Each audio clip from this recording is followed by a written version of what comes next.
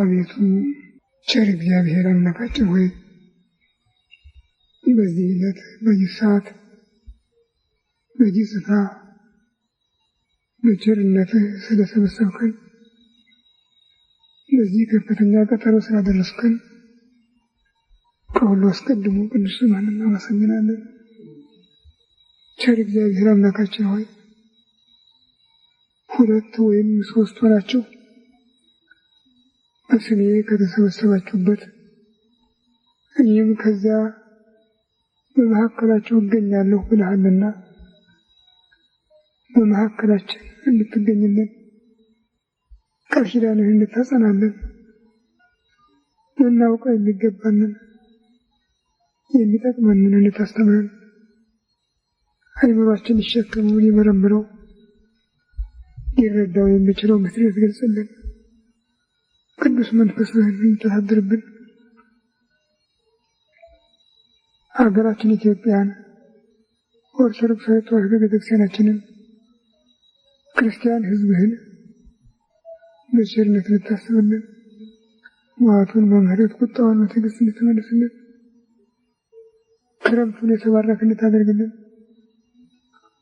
ዝናሙንም ለሰው የሚጠቅም ዘሩን የሚያለመልም ምድሪቱን የሚያረካ አድርገህ ርሁባንን ነዳያንን እንድትታደጋቸው እንለምንሃለን እንማልድሃለን። ክብር ምስጋና ለአብ ለወልድ ለመንፈስ ቅዱስ ይሁን ዛሬም ዘወትርም ለዘላለሙ አሜን። አባታችን ሆይ በሰማይ የምትኖር ስምህ ይቀደስ መንግሥትህ ትምጣ ፈቃድህ በሰማይ እንደሆነች እንዲሁ በምድር ትሁን። የዕለት ምግባችንን ዛሬ ስጠን በደላችንን ይቅር በለን እኛም የበደሉንን ይቅር እንደምንል። አቤቱ ወደ ፈተና አታግባን ከክፉ ሁሉ አድነን። መንግሥት ያንተ ናትና ኃይል ምስጋናም ለዘላለም። እመቤታችን ቅድስት ድንግል ማርያም በመልአኩ በቅዱስ ገብርኤል ሰላምታ ሰላም እልሻለሁ። በሐሳብሽ ድንግል ነሽ በሥጋሽም ድንግል ነሽ። የአሸናፊ የእግዚአብሔር እናት ሆይ ሰላምታ ላንቺ ይገባሻል። ከሴቶች ሁሉ ተለይተሽ አንቺ የተባረክሽ የማኅፀንሽ ፍሬ ኢየሱስ ክርስቶስ ምስጉን አምላክ ጸጋን የተሞላሽ ሆይ ደስ ይበልሽ እግዚአብሔር ከአንቺ ጋር ነውና ከተወደደ ልጅሽ ከጌታችን ከመድኃኒታችን ከኢየሱስ ምሕረትን ለምኝልን ኃጢአታችንን ያስተሰርይልን ለዘላለሙ። ኦ ኢየሱስ ክርስቶስ በከመ በሳህልከ ወምሕረትከ ስረይ ኃጢአተየ ወኃጢአተ ኩሉ ሕዝብከ። ጌታዬ ኢየሱስ ክርስቶስ ሆይ እንደ ይቅርታህ እንደ ቸርነትህ ብዛት የእኔንም የሕዝብህንም ኃጢአት አስተስርይ። በማወቅ ባለማወቅ በማሰብ በመስራት በመናገር የተፈጸመውን ሁሉ እግዚአብሔር ይፍታ። እግዚአብሔር ይባርክልን።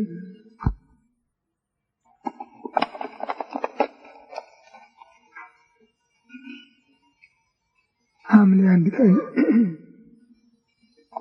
1998 ዓመተ ምህረት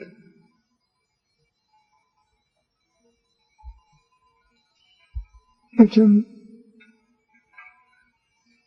ዘመን ከተጀመረ ቀን ከተቆጠረ መገስገሱ አይቀርምና እንደውም ዓመት ወደ መጨረሻው እያቃረብን ነው። ስለዚህም ዛሬ 11ኛውን ወር መጀመራችን ነው። በእኛ ቋንቋ ሐምሌ ይባላል። የቅጠል ወራት፣ የለምለም ወራት ማለት ነው። ፍሬ ብዙም አይታሰብበትም። አብዛኛው እርሻ ዘር ትልቅ ቢል ቡቃያ ከዚያ አለፍ ካለ ደግሞ ጎመን ነው እና የቅጠል ወራት የልምላሜ ወራት ማለት ነው። ክረምቱ ዛሬ 5 ቀን አሳልፏል።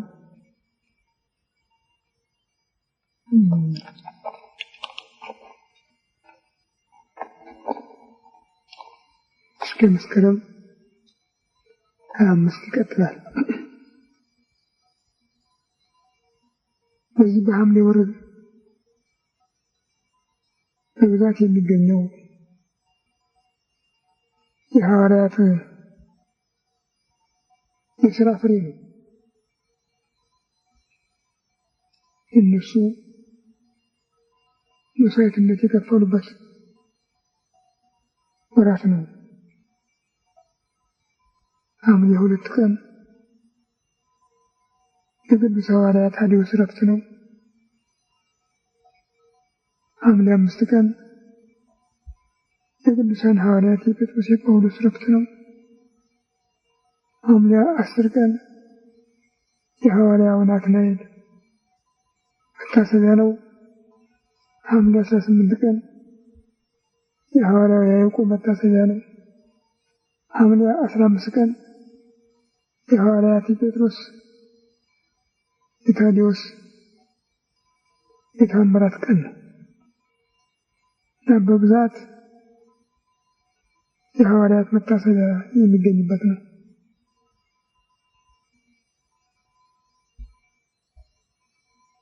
በተለይ ቅዱስ ሐዋርያ ታዴዎስ በወንጌል ትምህርት ላይ የተመረኮዙ ብዙ የተአምራት ስራዎች አሳይቷል። ጌታ ሲያስተምር ጠባብ በር አለች፣ አስጨናቂ መንገድም አለች፣ መጨረሻዋ ሕይወት ነው።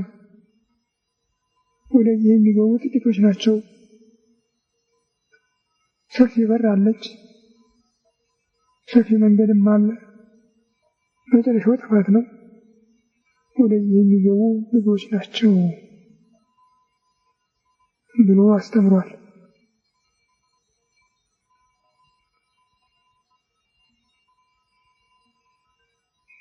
ሰዎችም ወደ ጠባብ በር መግባቱን እንዳይሸሹ ተሃየሉ ትባው እንተ ጠባብ አንቀጽ ወደ ጠባቢቱ በር ለመግባት ጨክኑ ነው ያለ። ይህንንም ማቴዎስ በምዕራፍ 7 ቁጥር 13 እና 14፣ ሉቃስ በምዕራፍ 13 ቁጥር 24 መዝግበውታል። ታዲያ በጌታ አነጋገር የጠባብ በር አስጨናቂ መንገድ የተባለው ምንድን ነው?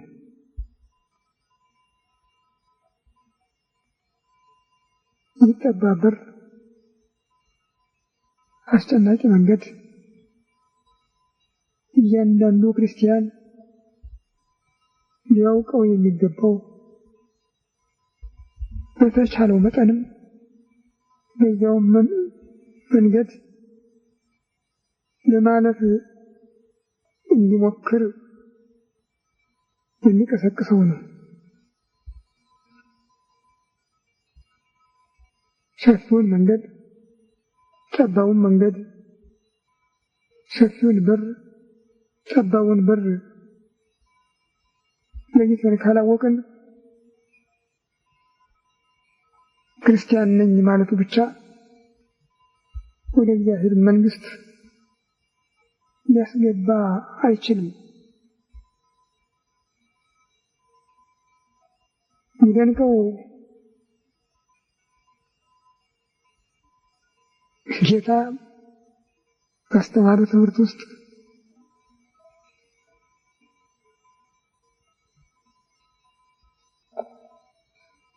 የበግ ልብስ ለብሰው ከሚመጡት ውስጣቸው ግን ተኩላ ከሆኑት ተጠንቀቁ፣ ከፍሬያቸው ታውቋቸዋላችሁ። ከአሜከላ በለስ ከአጣጥ ወይን አይለቀምም። መልካም ዛፍ መልካም ፍሬ ያፈራል፣ መጥፎ ዛፍ ደግሞ መጥፎ ፍሬ ያፈራል ብሎ ሲያስተምር የወንጌል አስተማሪዎችን ሁሉ በስራቸው መገምገም፣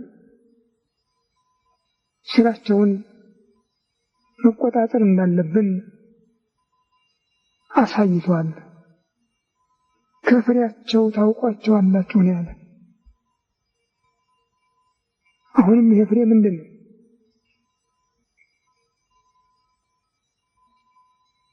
ሌላው ከዚህ በላይ ያለው ምናልባት እኛ የወንጌል ማስተማር ፍሬ አራቆ መናገር፣ ከዚያም ያለፈ ታምራት ማድረግ፣ ድውይ መፈወስ፣ ጋኔን ማውጣት ሊመስለን ይችል ይሆናል። እርሱ ግን ይላል፣ እውነት እነግራችኋለሁ፣ ባለቤት ተነስቶ በሩን ይዘጋል። ብዙዎች በኋላ መጥተው አቤቱ ክፈትልን እያሉ በር ይደበድባሉ። እኔ አላውቃችሁም እናንተ እነማን ናችሁ ይላቸዋል። ምን ነው በፊትህ በልተን ጠጥተን በፊትህ ብዙ ታምራት አድርገን ድውያን ፈውሰን አጋንንትን አውጥተን በስምህ ትንቢት ተናግረን በስምህ አስተምረን አልነበረም ወይ ይሉኛል ነው ያለ። እንግዲህ ወንጌላውያን ነን፣ የወንጌል መምህራን ነን የምንል ሁሉ ጉዳችን የሚፈላው እዚህ ላይ ነው። በፊትህ እናስተምር አልነበረም ወይ ይሉኛል አለ። እሱ ግን መልሱ ምንድን ነው? አላውቃችሁም እላችኋለሁ ነው ያለ። ለምን?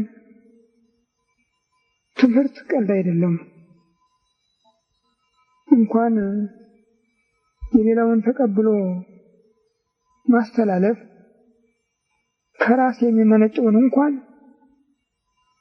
ይጠቅማል፣ ይጎዳል፣ ያስመሰግናል፣ ያሳማል ብሎ መመዘን ያሻል።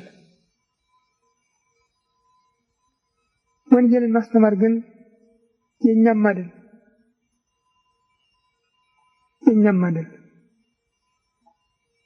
ይህ የምታዩት ካሴት እኔ የምሰጠውን ድምፅ ብቻ ነው የሚቀበል። ሊለውጥ ሊያሻሽል አይችልም። አንድ የወንጌል አስተማሪም እንደዚህ መሆን ያለበት። ልክ ክርስቶስ የተናገረውን ያስተማረውን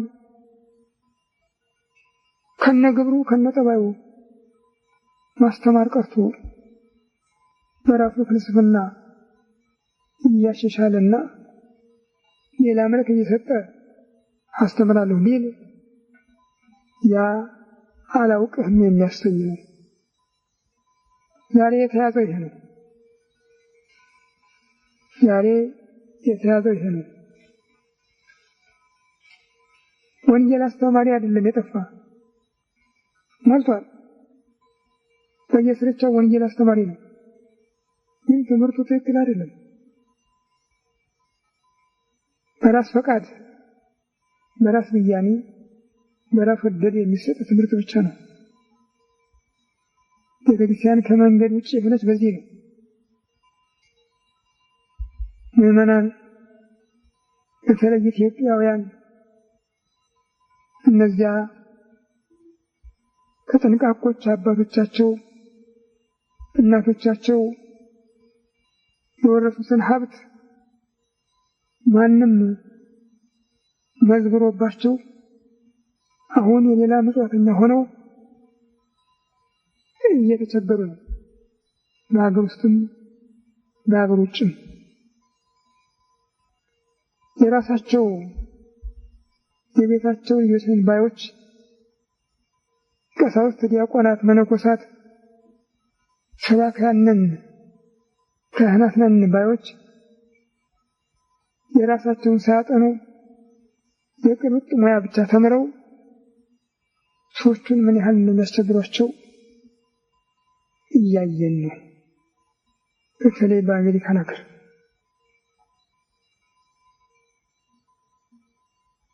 በጣም የሚያሳዝን ነው። መቼም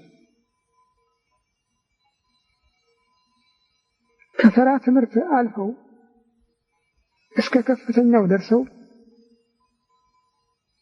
የቅድስት ድንግል የአምላክ እናትን ክብር እስከ መጋፋት ደርሰው የሚያስተምሩ ኢትዮጵያውያን ሰዎች ተነስተዋል።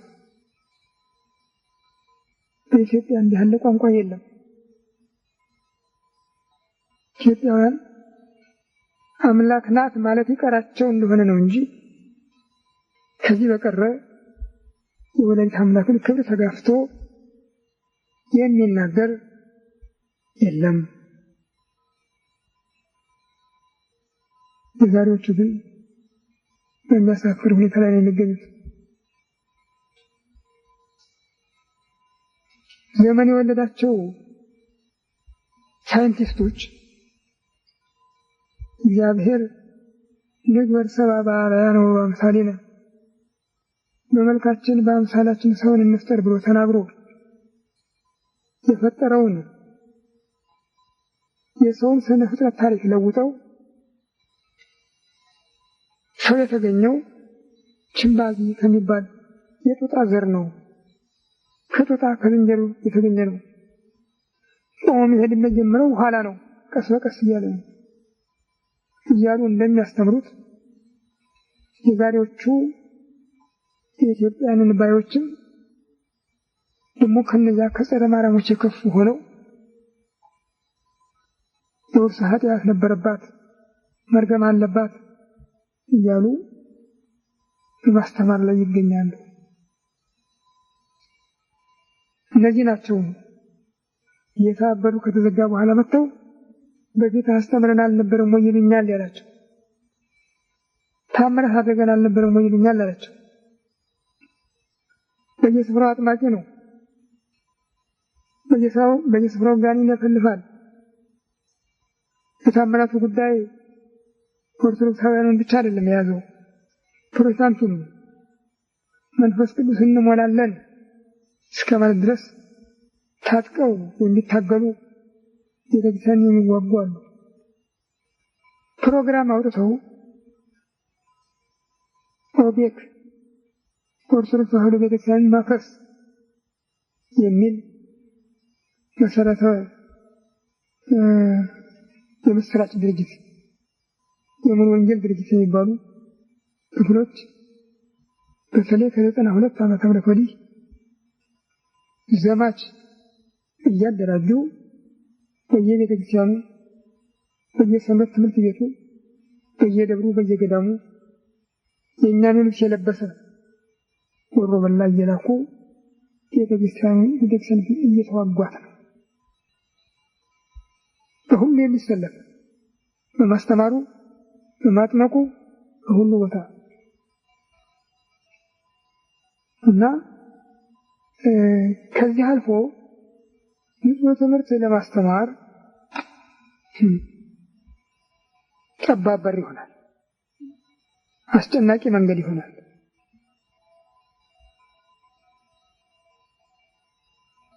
ሴቶችን በወር ግዳጃቸው ጊዜ ከቤተክርስቲያን መግባት የሚከለክላቸው ምንድን ነው? ለምን ነው የምትቀሩ? ባልና ሚስት ተገናኝታችሁ ከቤተክርስቲያን የሚፈቀዱ ለምንድን ነው?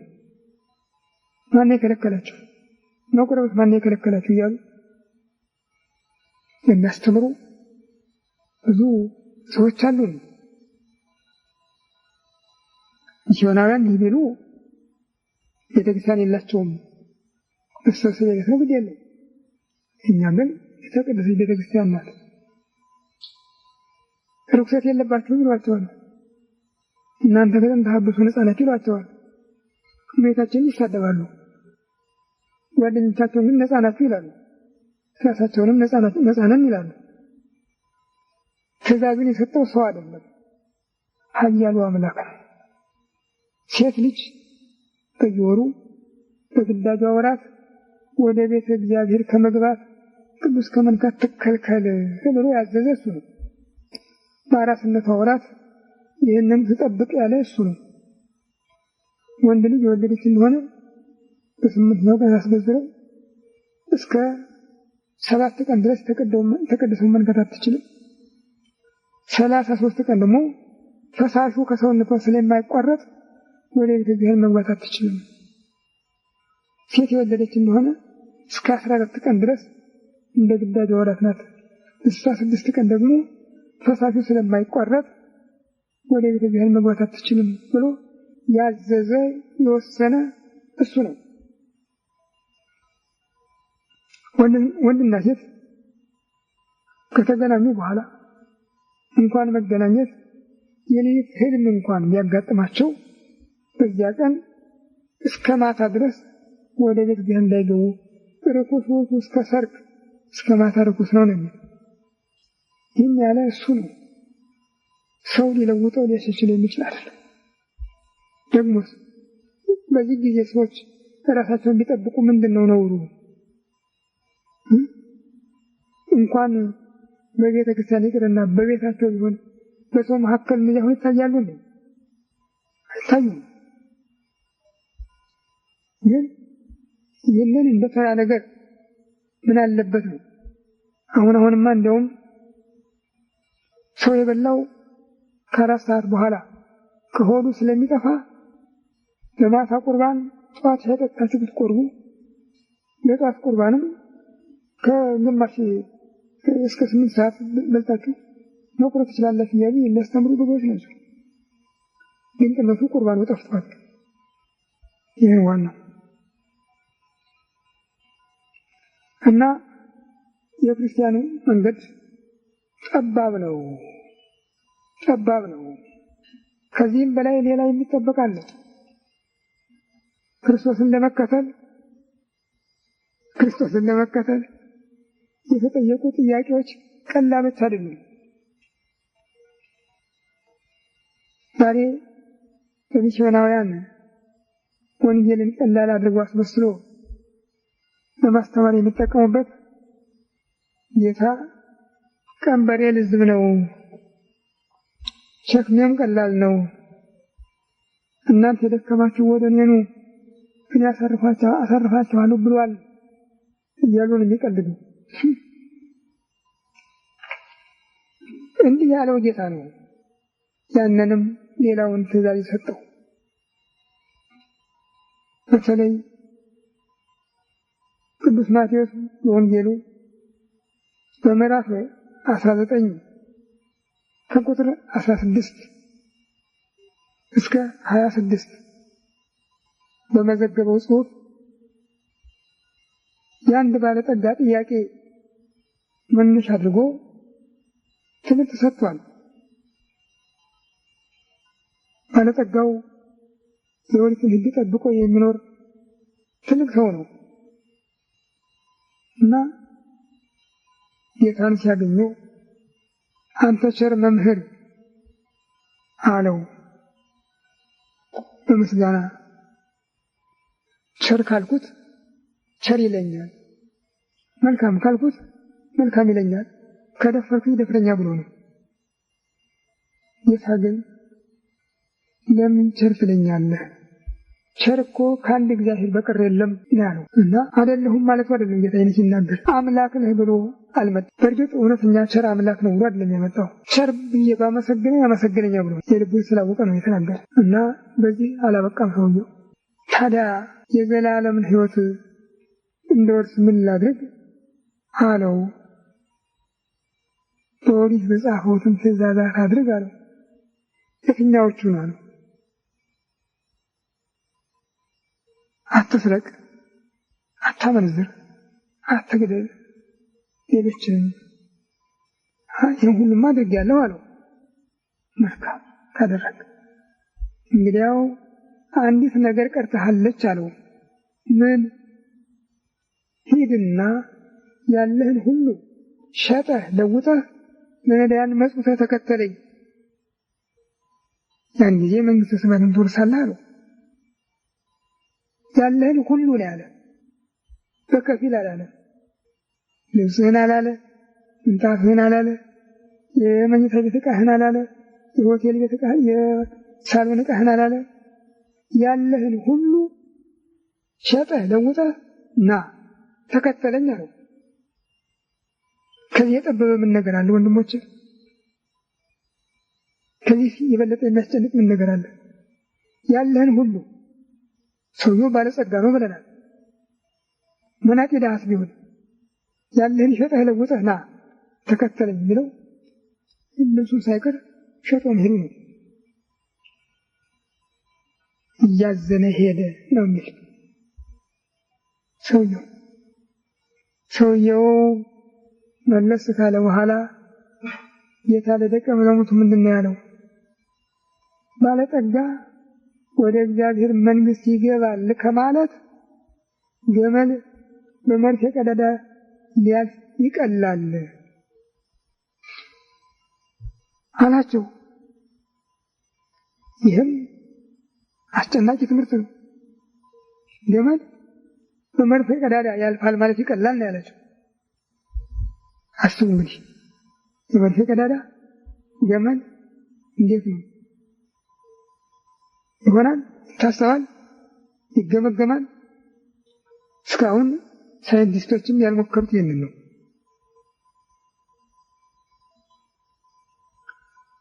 አዎ አያደርገውም ማለት ነው። አያደርገውም። ሀብት ክፉ ነው፣ ያስራል። ገንዘብ ክፉ ነው፣ ያስራል። ይህን አልፎ ይህን ተራምዶ መሄድ ከባድ ነገር ነው። ከዚህም የበለጠ ሌላ አለ። ሊከተለኝ የሚወድ ነው ያለ ጌታ። ራሱን ይካድ፣ ነፍሱን ይካድ፣ ራሱን በመከራ ይጣል አለ። ራሱን ክዶ ሁሉን ትቶ እሞታለሁ ብሎ የሚከተለው ማን ነው? ይህ አይደለም ዛሬ እዚህ ያደረሰን? መካዳችን ቀርቶ ባለንበት እንኳን ቆመን መከራከር አቅቶን አይደለም ቤተክርስቲያናችን የፈረሰችው? ካህናቶቻችን ምን እንብላ ምን እንልበስ ያውም ሳያጡ ከምዕመናን ቁና ሙሉ ብር እያፈሱ ይህን ብተው አይደለም ቤተክርስቲያን ይከለክለናል እያሉ ቤተክርስቲያናችን ያፈረሷት። መምህር ገሌ አባ ገሌ አላሳልምህም አላቆርብህም ይለኛል፣ መቃብር አላስቀበርህም ይለኛል እያሉ አይደለም ሁሉንም የተውት ከስራ። እኔ እጅግ በጣም የሚያሳዝነኝ ደግሞ መቃብር እያፈለሱ የሙታንን አጽም የትም እየጣሉ የንግድ ቤት መስራት፣ ቤተክርስቲያን ለልማት አስተማራ ቀርቶ ለልማት በቃኛ ለማለት ይሄ ወንጀል፣ ቀላል ወንጀል ነው። ምንስ ማቆም ይቻላል? ቤተሰባችንን ምን እንርዳን ያሉ ጌታ ግን ያለው አባቱን፣ እናቱን፣ ሚስቱን፣ ልጆቹን፣ ቤቱን፣ ንብረቱን፣ እርሻውን ሁሉን ትቶ ያልተከተለኝ የኔ ሊሆን አይችልም። ይህን ሁሉ ትቶ የተከተለኝ ደግሞ በዚህ ዓለም 100 እጥፍ በሚመጣውም ዓለም የዘላለም ሕይወት ያገኛል ያለ። እነዚህ ናቸው ኑ ተከተሉኝ ባላቸው ጊዜ አቄን ጨርቄን ሳይሉ ፊታቸውን ወደ ኋላ መለስ ሳያደርጉ የተከተሉት እነዚያ ናቸው ንጹሐን የተባሉ ሐዋርያት የተባሉ። ሐዋርያነት እንዲያው ቀላል አይደለም። ወንጌል አነባለሁ አስተምራለሁ እያለ የሚያነበንብ ሁሉ ሐዋርያ አይደለም። መስቀል ያነገበ ሁሉ ሐዋርያ አይደለም። የልቡን ሐሳብ ጨምሮ ጠቅላላ ሕይወቱን፣ ንብረቱን፣ ሀብቱን፣ ራሱን መስዋዕት አድርጎ ያቀረበ ነው የእግዚአብሔር መሆን የሚችለው። እንግዲህ ከዚህ የጠበበ መንገድ፣ ከዚህ የበለጠ አስጨናቂ መንገድ አለ? ይህንን ነው ጌታ ጠባብ በር ያለው። ይህንን መሸከም ሲያቅት ግን ማለፍ አቅቷል ማለት ነው። ስለዚህ ባለጠጋ ወደ እግዚአብሔር መንግሥት ይገባል ከማለት ገመድ በመርፌ ቀዳዳ ቢያልፍ ይቀላል ብሎ አስተማረ። ይህ ቃል ቆይቶ በክርስቲያኖች ላይ የወንጌል ክስ ሆኖ ተነሳ። የወንጌል ትምህርት መሆኑ ቀርቶ የወንጀል ክስ ሆኖ ተነሳ። ሐዋርያው ታዲዮስ የሚያስተምር ነበር። ግን አንድ ሰው የክርስቲያኑ ትምህርት ውሸት መሆኑ በዚህ ይታወቃል። ሰው ወደ መንግሥተ ሰማይ ይገባል ከማለት ገመድ በመርፌ ቀዳዳ ያልፋል ማለት ይቀላል እያሉ ያስተምራሉ ብሎ ከሰሰ። ሐዋርያው ቃሉን አልለወጠም። እንዳይለወጠ የጌታ ትምህርት ነው። በዚህ ሲከራከሩ ሳሉ አንድ ሰው ገመል እየሳበ መጣ። አቁም አለው ሐዋርያው። አቁም አለ። መርፌ የሚሰራ ወዳጅ ነበረው። ቶሎ በል መርፌ ሰርተህ ላክልኝ አለው። መልእክተኛው ደግሞ ሄዶ ያን ሰውዬ እንደዚህ ያለ ክርክር ተነስቶ ለዚህ ነው የሚፈልገው ይለዋል። ባለሙያውም ሐዋርያውን የረዳው መስሎት ሰፋ አድርጎ ሰርቶ ይልክለታል። አይደለም በዚያው በነበረ መልኩ የምታቀርብልኝ አትረዳኝም በዚያ ነው በነበረ መልኩ ሰርቶ ላከለት። በጌታችን በኢየሱስ ክርስቶስ ስም አንተ ባለ ገመድ፣ አንተም ገመድህም ወደዚህ መርፌ ቀዳዳ ግቡ እለፉ አለው። ገባ፣ አለፈ፣ ተመለሰ አለው። ተመለሰ አለው 3 ጊዜ። እንዲህ አድርጎ ነው ያሳየ የተረጎመው በሳ እምነቱ በስራ እንዲተረጎም አደረገው። ጌታ በቃል ተናገረው። ለዚህ ነው ጌታ ለጠባቡ በር ለመግባት በአስጨናቂው መንገድ ለማለፍ በርቱ ያለ። በዚህ ምክንያት እውነተኛ ሃይማኖት ካለን ሁሉም ይደረጋል፣ እናልፈዋለን። ከዚህ በላይ ሞትን የሚያህል ከመርፌ ቀዳዳ የሚጠብ መንገድ አለ። አባቶቻችን ደስ እያላቸው ወደ ሰርግ ቤት እንደተጠሩ ነው የገቡበት። እነ ቅዱስ ጴጥሮስ አይ ሞተው በመስቀል ከሆነ የመስቀል ሞት ተፈርዶብሃል ሲሉት ሞተው በመስቀል ከሆነ ይላውስ እንደ ጌታዬ እንደ ኢየሱስ ክርስቶስ ቀጥ ብዬ ቆሜ መሰቀል አይደለም ቁልቁል መሰቀል አለብኝ ብሎ ነው የመረጠው። ሐዋርያው ቅዱስ ጳውሎስ የሰይፍ ቅጣት ተፈርዶበት አንገቱ ወደሚቀላበት ቦታ ሲሄድ ያስተማራት አንዲት ድንግል መንገድ አግኝታ እያለቀሰች የተከተለችው አይዞሽ አታልቅሺ ይልቅስ መጎናጸፊያሽን ስጭኝ አላት። ሰጠችው። እሷ ደግሞ ምናልባት የሚጽናናበት መስሏት ከዚያ አንገቱ የሚቀላበት ቦታ ሲደርስ በዚያች ክለምንብ ብሎ አንገቱን አሳልፎ ሰጠ። አንገቱን ቀሉት። ከዚያ ወደቀ።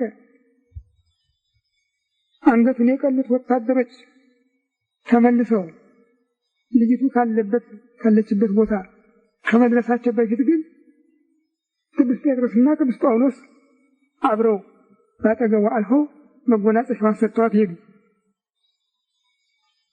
እና ወታደሩ ያደረሰ አይተሃል ጳውሎስ አለችው። ምን ነው ጳውሎስ ይሄድ አልነበረም? የትተው መጣ አለችው። እዚያ አንገት የሚቀሉበት ቦታ ወድቆልሻል፣ ወሬሱ ክድምት በአጽፍቂ ራሱ በአንገት በመጎናጸፊያ ተጠቅሏል አለችው አላት። ዋሸህ አለችው። ዋሸህ ወናሁ ሀለፉም ቅድሜ ሐዋርያት ጴጥሮስ ወጳውሎስ እንግዲህ በሪሶሙ አክሊለ መንግሥት ወውሃቡን ያጽፈዚያየ ፍሬይትያሃ ሐዋርያት ጴጥሮስ ጳውሎስ አሁን ነው በፊቴ ያለፉ። ልብሰ መንግሥት ለብሰዋል፣ አክሊለ መንግሥት ደፍተዋል፣ መጎናጸፊያን ሰጥተውኛል። ይቺው አለችው። ያ ሰውዬም ወዲያው ተመልሶ ሰማዕትነቱን ተቀበለ። እንዲህ አድርገው ነው ይችን ቤተክርስቲያን የተከሏት የመሰረቷት። ጌታቸው ያፈሰሰውን ደሙን ተከትለው እነሱን ደማቸውን አፈሰው መስዋዕትነት ከፍለውን የጠበቋት። ምን እንበላለን፣ ምን እንለብሳለን፣ ምን እናበላለን፣ ምን እናለብሳለን፣ ቤቴ ንብረቴ ቤተሰቤ በሚል ቋንቋ ተጠምደው አይደለም። ወይም ደግሞ ይህን ብታደርጉ ያን ብታደርጉ እያሉ ሕግጋትን እየለዋወጡ በማስተማርም ማለት ነው። ጨክኖ ቆራጥ ሆኖ መንገዱን ጠብቆ ለዛ በመንገዱ በመሄድ ነው የእግዚአብሔር መንግሥት የሚገኘው። እውነቱ የኢትዮጵያ ቤተክርስቲያን አበው ሁሉም እንኳን ባንል ሰዎች ናቸውና ከሞላ ጎደል ግን ሕጉን ስርዓቱን የጠበቁ ለሌላም ለማስተማር አብነት ለመሆን የበቁ ነበሩ። እንኳን የተማሩት ያልተማሩት ቢሆኑ በልምድ ከወላጆቻቸው ከአባቶቻቸው የቀሰሙትን በምንም አይነት የማይለውጡ የገሊት ሊኮነኝ ብለው በወላጆቻቸው የሚመኩ የነበሩ ናቸው። ዛሬ ግን በቤተ ክርስቲያን የሚደረገው ሁሉ እያያችሁ ነው። ምን መልክ እንዳለው ምን ሁኔታ እንዳለው እያያችሁ ነው። ወራሪዎቹ ያስገቡት ሰራዊት እግሩ እዚህ ቤተ ክርስቲያን ነው፣ ልቡ ግን ከነዚያ ጋር ነው። የገንዘብ ግዢ ሰራዊት ነው የሆነው። ስለዚህ ጠባቧን በር መምረጥ ግድ ነው። ወደን አይደለም። ለምን? ጠባቢቱ በር ወደ ሕይወት የምታደርስ ናት። አስጨናቂው መንገድ ወደ ሕይወት የምታደርስ ናት። ሰፊው መንገድ ግን ወደ ጥፋት የሚያደርስ ነው ብሎ ተናግሯል ባለቤቱ። እና ይህንን ለማለፍ መቻል አለብን። ከዛ ግን የሚመጣው ፍርድ ከባድ ይሆናል። እንጃ ያለንበት ሁኔታ አስፈሪም አስደንጋጭም ነው። እግዚአብሔር ይናገራል፣ የሚሰማ ግን የለም። ነቢዩ ኢሳይያስ ሰማይ ስማ ምድርም አድምጭ እስመ እግዚአብሔር ነበበ ከመዝ ወይቤ ውሉደ ወለድኩ ወአልሐቁ እሙንቱ ሳለውኒ ልጆች ወልጄ አሳደግኩ እነሱ ግን ካዱኝ።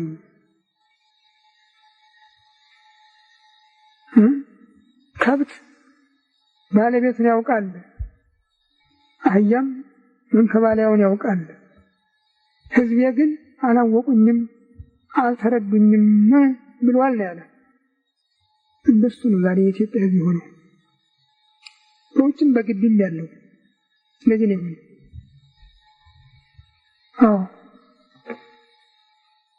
ታዲያ ውጤቱ አስቸጋሪ ይሆናል። እሺ ብትሉኝ ብትታዘዙኝ የምድርን በረከት ትበላላችሁ፣ አንሰማህም ብትሉኝ ግን መጽሐፌ ትበላክሙ ሰይፌ ትበላችኋለች ነው ያለ። የእምቢታ ዋጋው ይሄ ነው። የእምቢታ ዋጋው ይሄ ነው። ስለዚህ የኢትዮጵያ ሕዝብ አሁኑ ጊዜ መመለስ እንዲህ ብሏል። መጨረሻው ግን ደስ የሚያሰኝ አይሆንም። እንግዲህ ላይ የምንለው ነገር የለም እንደ ቸርነቱ ያድርግ ከማለት በስተቀር የእሱ ትምህርት ግን ወደ ጠባቡ በር ግቡ የሚል ነው። ወደ አስጨናቂ መንገድ ግቡ፣ በርቱ፣ ምክንያት አትስጡ ነው ያለ እና ሁላችንም ይህን አውቀን ተጠንቅቀን ከምክንያት ሁሉ ርቀን በተለይም ምን አለበት የሚለውን የፌዝ ቋንቋ ትተን ወደዚያች በር ለመግባትና እሱ ወዳለው ክብር ለመድረስ እንድንችል በቸርነቱ ይርዳን። ጥያቄ ማቴዎስ ወንጌል እውነት እላችኋለሁ ከሴቶች ከተወለዱት መካከል ከመጥምቁ ዮሐንስ የሚበልጥ አልተነሳም ይላል። ከመጥምቁ ዮሐንስ የሚበልጥ አልተነሳም ማለት ያልተነሳም የሚለው ቃል ትንሽ ከበድ ይላል። ምክንያቱም ከእሱ ጋር ከጌታ ጋር አብረው በመሃል ማደር ሐዋርያት ብዙ ጊዜያት አሳልፈዋል። የእነሱስ አብረው በመሃል ማደር እንደ ክብሩ ከዮሐንስ ያንሳል። ከእሱ የሚበልጥ አልተነሳም የሚለው ቃል ሚከብድ ይናገራል። አንዱ ይህ ነው። ሁለተኛው ከመጥምቁም ዮሐንስ እስከ መጥምቁ ዮሐንስ ድረስ መንግሥተ ሰማያት ትገፋለች የሚለው መንግሥተ ሰማያት የምትገፋው ምን በመሆን ነው? ምን በማድረግ ነው? የሚገፋትስ እሷን ሰው ዛሬ ይደርስባታል ወይ? እሷ የረቀቀችና ለዓይን የማትታይ ሀገር እስከሆነ ድረስ መንግሥተ ሰማያት የምትገፋው እንዴት ነው?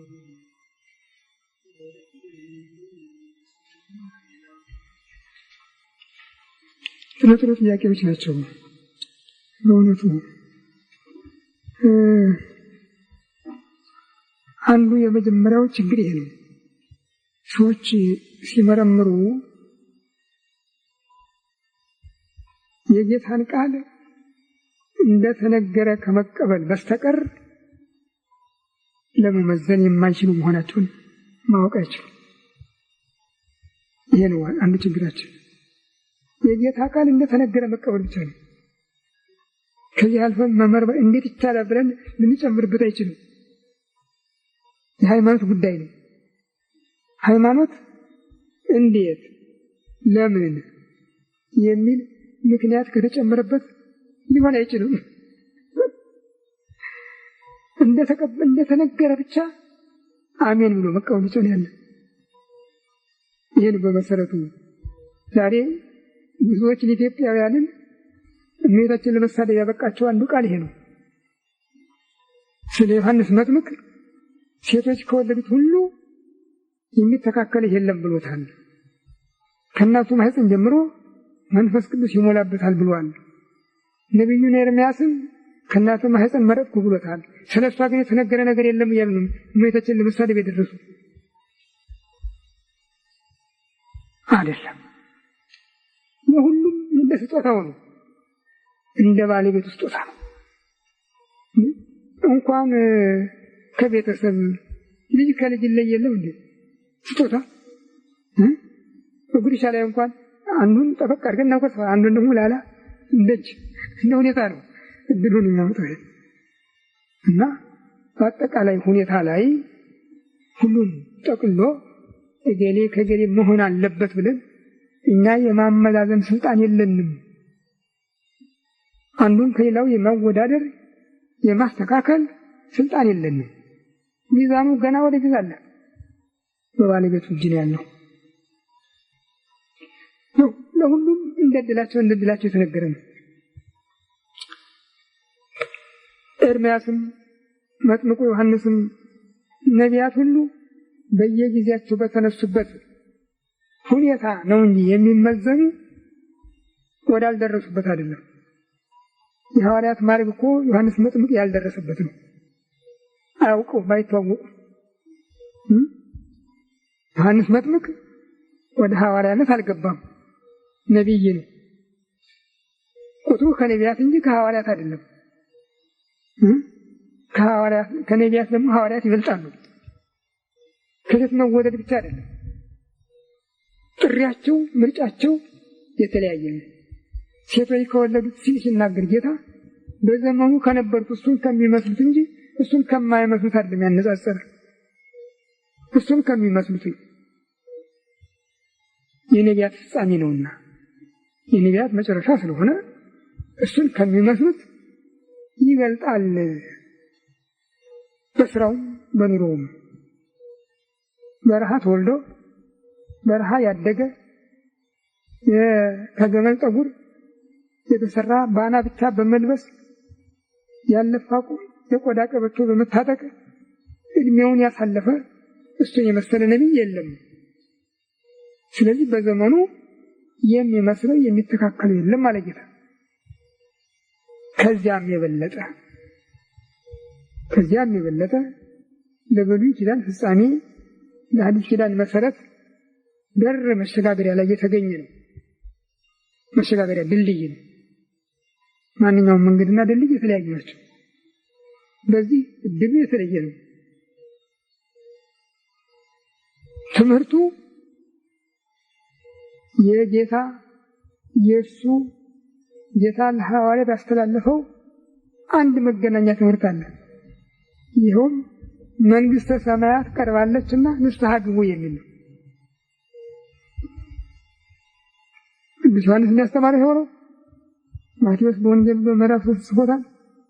ጌታም ትምህርትን የጀመረ በዚህ ሆነው አሁንም ማቴዎስ በምዕራፍ 4 ጽፎታል። ለደቀ መዛሙርትም የሰጣቸው ይሆኑ ስብኩ እንዘ ትብሉ ቀርበት መንግሥተ ሰማያት፣ በገባችሁበት ሀገር ሁሉ መንግሥተ ሰማያት ቀርባለችና ንስሐ ግቡ እያላችሁ አስተምሩ ብሎ ነው ያዘዘ እና ሴቶች ከወለዱት ሁሉ አላለም። ደግሞ ሴቶች ከወለዱት ከዮሐንስ መጥምቅ የሚበልጥ የለም ያለ እንዳልኩት በዘመኑ ከነበሩት የተለየ ነው። ከተከተሉትም የሚለየው አንድ ነገር አለ። አምላኩን ያጠመቀ እሱ ብቻ ነው። ይህን ብል አላገኙም ሐዋርያት፣ ነቢያትም አላገኙም። አሁንም በዚህ የሚተካከለው የሚመስለው የለም። ልናከብረው የሚገባን አባት ነው። የዚህን ዓለም ምግብ ያልበላ ሙሉ ዘመኑን በትምህርትና በጾም ያሳለፈ መጥምቅ ነው። ሲያስተምርም ማንንም የማይፈራ ለሰው ብሎ የማያዳላ በቀጥታ የተላከበትን መልእክት ደፍሮ ያስተማረ ነው።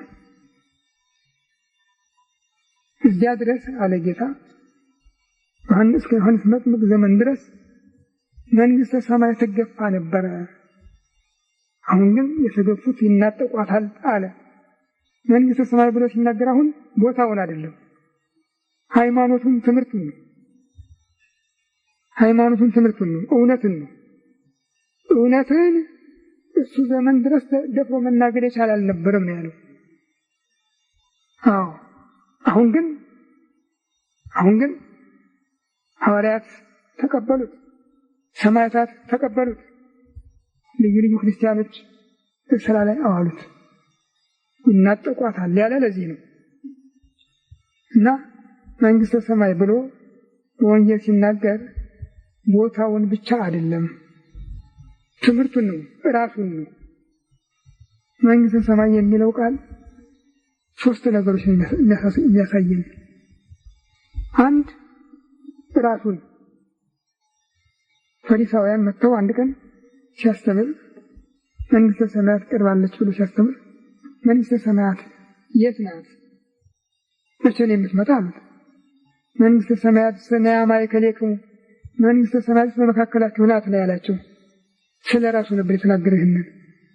መንግስተ ሰማያት እዚያ ናት፣ እዚህ ናት፣ ዛሬ ወይም ነገ ትመጣለች አትባልም፣ በመካከላችሁ ናት ብሎ ራሱን ማወቅ እንደሚቀድም እሱን ያላወቀ እንደማያገኛት ነው ያስተማረ። ቀጥሎም ራሱ መጥምቁ ዮሐንስ መንግስተ ሰማያት ቀርባለችና ንስሐ ግቡ ብሎ ሲያስተምር ወደ ክርስቶስ መጥራቱ ነበረ ህዝቡን። እና መንግስተ ሰማይ ብሎ የጠራው ጌታን ነው፣ ቦታውን አይደለም። ጌታ ግን መንግስተ ሰማያት ቀርባለችና ንስሐ ግቡ ሲል ትምህርቱን ነው፣ ወንጌልን ነው። ወደ መንግስተ ሰማይ የሚገቡባት በር እሷ ናትና እሱን ለማወቅ የምታበቃ እሷ ናትና ለሐዋርያቱ የሰጠው መልእክት ይሆን እና ስለዚህ መንግስተ ሰማያት ብለን በወንጌል በምናነብበት ጊዜ ስለ ቦታው፣ ስለ ትምህርቱ፣ ስለ ራሱ የተነገረው የትኛው መሆኑን ለይተን እንድናውቅ ያስፈልጋል። ስለ ቦታው የሚለው ማቴዎስ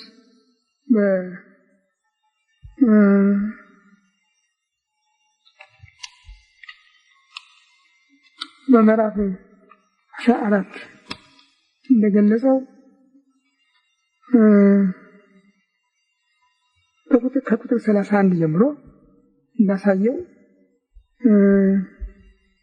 እሱ በሚመጣበት ጊዜ ጻድቃንን በቀኝ ኃጥአንን በግራ አድርጎ ፍርድ ከሰጠ በኋላ አባቴ የባረካችሁ ዓለም ሳይፈጠር የተዘጋጀላችሁን ክብር እንድትወርሱ ወደ እኔ ኑ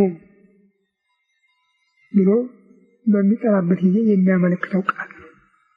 ይሄ ቦታውን ነው፣ ክብሩን ነው፣ አዲሱን ዓለም ነው የሚያመለክተው። በሌላ ጊዜም አሁንም በ19 ከ27 በምዕራፍ 19 ከ27 ጀምሮ እንደገለጠው በቅዱስ ጴጥሮስ ጥያቄ መሰረት እኛ ሁሉን ትተን ተከተልን ምን እናገኛለን ቢለው እናንተማ ሁሉን ትታችሁ ተከተላችሁኝ ያለው በዚህ ዓለም 100 እጥፍ በሚመጣው ዓለም የዘላለም ሕይወት ታገኛላችሁ።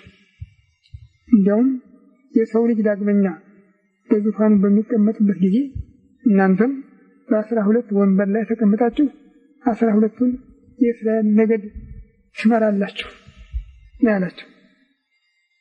ሰዎችን ይዘው በዕለተ ምጽአት ጌታ ሲነግስ ሐዋርያትም በ12 ወንበር ዙሪያውን ይቀመጣሉ ብለው ይተርካሉ። እነሱ ያለ አይደለም፣ እንደዚህ አይደለም ያለው እሱ። አዲስ ልደት ብሎ የተናገረው ትንሣኤውን ነው። አዎ ከትንሣኤ በኋላ እናንተ ትምህርቱን ትረከባላችሁ። ስለዚህም ዓለምን በዕፃ ባችሁ ለ12 ተካፍላችሁ ታስተምራላችሁ ለማለት የተናገረ ይህንን እና ቃሉ ሁሉ በየመልኩ ካልተተረጎመ አስቸጋሪ ነው። ለማለት ያወጣሁት ጥያቄው እጅግ በጣም ጥሩ ነው። እናመሰግናለን።